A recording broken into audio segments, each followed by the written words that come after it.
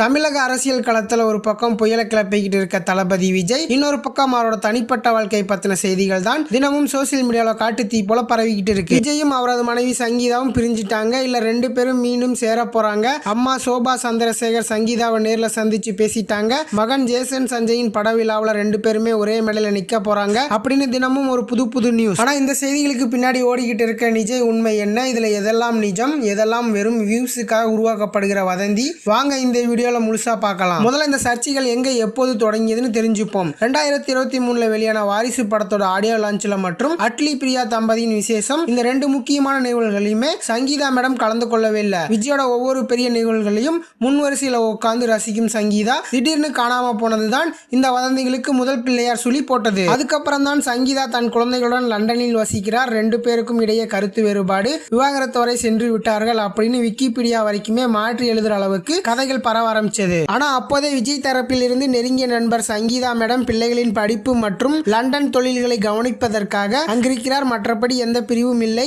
அப்படின்னு சில விளக்கங்களை கொடுத்தாங்க. சரி, இப்ப திடீர்னு ரெண்டு பேருமே மீண்டும் சேர போறாங்கிற செய்தி பரவ என்ன காரணம்? சமீபத்தில் விஜயின் தாயார் சோபா சந்திரசேகர் அவர்கள் கொடுத்த சில பேட்டிகள்ல குடும்பம்னா சில பிரச்சனைகள் இருக்கதான் செய்யும், காலம் அதை சரி பண்ணும் அப்படிங்கிற பாணியில பேசியிருந்தாங்க.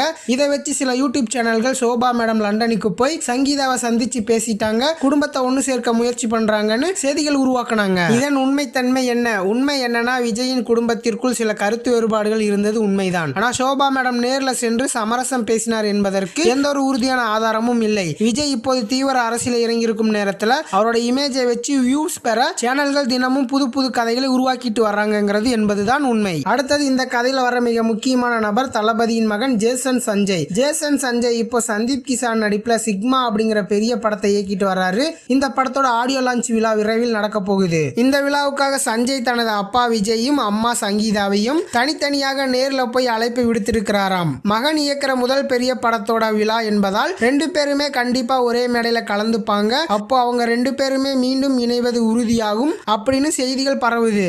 கண்டிப்பாவே மகனின் வளர்ச்சிக்காக அப்பாவும் அம்மாவும் ரெண்டு பேருமே ஆதரவா இருப்பாங்க. ஆனா அதை வைத்து மட்டுமே அவங்களோட தனிப்பட்ட வாழ்க்கை சீராகிடுச்சுன்னு அதிகாரப்பூர்வமா சொல்ல முடியாது. அதை நாம காலம்தான் தீர்மானிக்கணும், புரிஞ்சுக்கணும். இது மட்டும் இல்லாம கடந்த சில நாட்களா சோசியல் மீடியாவில் ஜேசன் சஞ்சய் தொடர்பான சில புகைப்படங்களை வச்சு தேவையில்லாத சர்ச்சைகள் கிளப்பப்பட்டு வருகிறது. சஞ்சய் சினிமா ஃபீல்ட்ல ஃபாரின்ல படிச்சு இப்ப கோலிவுட்ல டைரக்டரா கால் பதிச்சிருக்காரு. அவரோட ஃப்ரெண்ட்ஸ், சினிமா டீம்ஸ் மற்றும் கூட வேலை செய்யற பெண்களோடு எடுக்கப்பட்ட சாதாரண புகைப்படங்களை வச்சு சில பேர் தவறான வதந்திகள் பரப்பி வராங்க. ஒரு வளர்ந்து வர இளம் இயக்குனரின் கெரியரை பாதிக்கும் வகையில் பரப்பப்படுகிற இந்த மாதிரியான வதந்திகளுக்கு பின்னாடி எந்த ஒரு உண்மையும் இல்லை. அது முற்றிலும் அவரோட பர்சனல் மற்றும் ப்ரொஃபஷனல் லைஃபை சார்ந்தது. ஆக இந்த முழு விஷயத்தையுமே நம்ம ஆராய்ந்து பார்த்தா விஜய் சங்கீதா பிரிவு குறித்து அதிகாரப்பூர்வமா எந்த அறிவிப்புமே இதுவரை வரவில்லை. அதே போல அவர்கள் மீண்டும் ஒன்று சேர்ந்து விட்டார்கள் என்பதற்கும் எந்த விதமான அதிகாரப்பூர்வ சான்றும் இல்லை. அரசியல் களம் சூடுபிடிக்கும் இந்த நேரத்தில் விஜயின் பர்சனல் வாழ்க்கையை வச்சு பரப்பப்படும் செய்திகள் பலவும் வெறும் சோசியல் மீடியா வியூஸுக்காகவே. விஜய் சாருடைய